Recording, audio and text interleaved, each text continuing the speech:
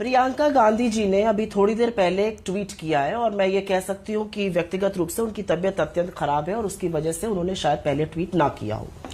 वो उस ट्वीट में लिखती है, I wholeheartedly condemn the statement made earlier today by KR Ramesh Kumar. It is inexplicable how anyone can ever utter such words. They are indefensible. Rape is a heinous crime, full stop. मैं उनकी बड़ाई नहीं कर रही हूं, मैं ज्यादा नहीं बोलूंगी, मैं सिर्फ एक सवाल पूछूंगी। हाथरस हुआ, उन्नाव हुआ, चिन्मयानंद हुए, सेंगर हुए, आपके मंत्री थे, आपके MP थे, आपके विधायक थे। क्या स्मृति ईरानी जी से लेकर प्रधानमंत्री मोदी या योगी जी ने एक शब्द बोला? क्या यह हिम्मत दिखाई? क्या टेनी की एक बार भर्त्सना आप कर सकते हैं आज यहां पर बैठकर? क्या एक बार माफी मांगी जा सकती है?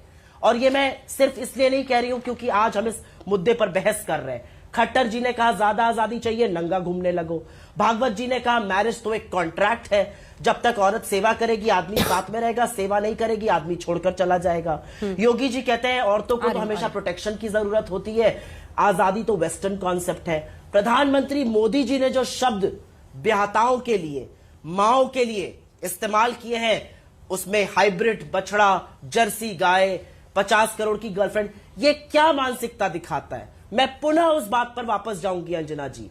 ये भाजपा बनाम कांग्रेस बनाम सपा बनाम कोई और विषय नहीं है, ये औरतें बनाम आदमियों का विषय है।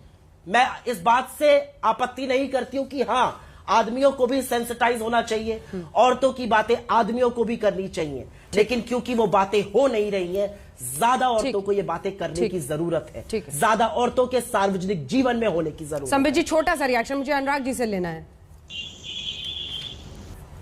वो तो कहानी आज यहाँ कांग्रेस के प्रवक्ता ने प्रियंका गांधी के हिम्मत की दाद दी है। हाँ। मुझे तो आश्चर्य हो रहा है। आप बताइए, ये वही प्रियंका गांधी जी हैं जिन्होंने लखनऊ में नारा दिया था, लड़की हूं लड़ सकती हूं। आज मौका है प्रियंका गांधी जी को, प्रियंका वाड्रा जी को लड़ने का, कान पकड़ कर रमेश जी को पार्टी से बाहर निकालने का। आज का जमाना ऐसा नहीं कि खड़ग लेके लड़ने की आवश्यकता है, कोई बंदूक चला के लड़ने की आवश्यकता नहीं है। ये 21वीं शताब्दी है। कान पकड़ करके प्रियंका जी से भी कहूंगा, आप जब तबियत आपकी ठीक हो जाए, मैं आपके बीच में देखिए अंजना जी, मैं बीच में नहीं बोलता हूँ, ये क्यों बीच में बोलती हैं? अंजना जी एक बात मैं बोलूँ, ये बीच में क्यों कार्रवाई करनी चाहिए? हम तो किसी के बीच में नहीं बोलता हूँ। नियत ईमानदार है। नहीं अंजना जी मैं 5 सेकंड में कंप्लीट करूंगा, आप अवश्य उसके बाद केवल अनुराग जी है उनके पास जरूर जाएंगे। पूरा घंटा पड़ा हुआ है, 1 घंटे का समय है, मगर मैं किसी के बीच में नहीं बोलता हूं, उंगली उठा करके अपने समय की इंतजार करता हूं। यहां पर अनुशासन क्यों तोड़ा जाता है? रस्सी जल गई मगर बल नहीं गया है इन नेताओं का। आप अहंकार देखिए। आज कह रही कांग्रेस की प्रवक्ता कि मैं सवाल पूछूंगी।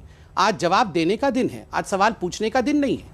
जो आपने उदाहरण दिए हैं उन सभी पर अंजना ओम कश्यप ने भी डिबेट किया है। मैं खुद उन डिबेट्स में भाग लेने आया हूं।